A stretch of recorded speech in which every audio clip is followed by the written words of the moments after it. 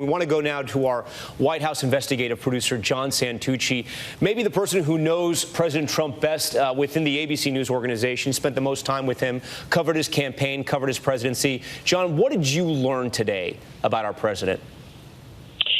I learned that while most of us were watching television horrified, whether it be in our homes, for the people that do get to go to work, those of you that have actually been in the ABC building today, as those of us working from home, Tom, Donald Trump was doing pretty much the exact same thing. He was vacillating between the Oval Office and the private dining room, which is just off the Oval, watching coverage for a president that, as we've reported, and you know as well as I do, Tom, loves to be on the phone, loves taking phone calls, loves making phone calls.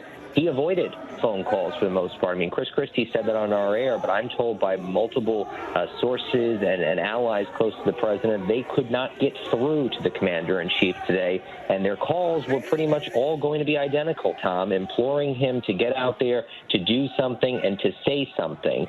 The most interesting thing, though, is that, in the early days of the Trump White House, the place was humming. You couldn't go around a corner without seeing somebody, some aide, some group of people gathering. And not because of the COVID crisis has there been a change of tune, if you will, but it's because most people have just given up. Many staffers are not going to work, especially today. Several people that I know very well openly told me that they were physically not going to go into the building today because they wanted to avoid being near the president, and because they knew that this was potentially going to be a day surrounded by multiple protests and violence, which obviously we've seen play out. But I think, of all the things that I think are the most stunning, I think you're constantly amazed by this president in so many ways. But the fact that he was not upset by this, John Carl touched on this a bit. In some ways, you have to imagine he might have enjoyed parts of it. It was his people coming to Washington. He had a big crowd on the Mall. He didn't have it 4 years ago for his inauguration celebration, but he got that today. And there was clearly a long lapse of time between when things were already violent and when he starts tweeting and finally addressing his supporters. John, final question to you as we see images of Vice President Mike Pence and the president right here. Where does that relationship stand at this hour?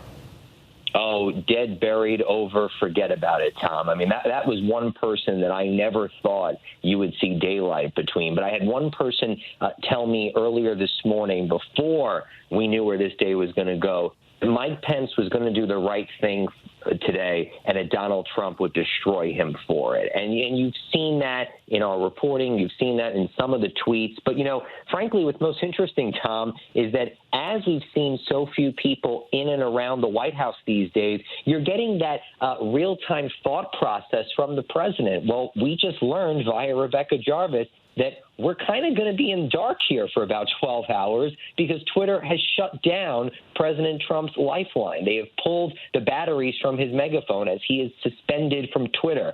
So I don't know how we're really going to get a sense of what this president's thinking. Maybe he'll end up calling into Fox News, but he has very much avoided coming out and saying anything beyond Twitter.